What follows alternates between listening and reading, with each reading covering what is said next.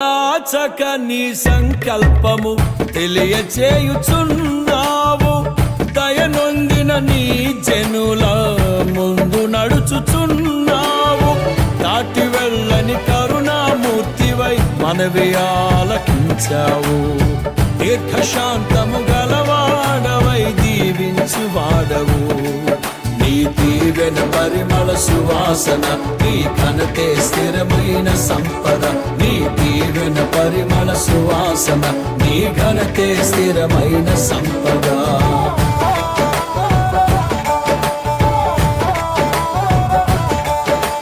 దివినేలు స్తోత్రార్హుడా యేసయ్యా, దిగిరానయ్యున్న మహారాజు నీవయ్యా.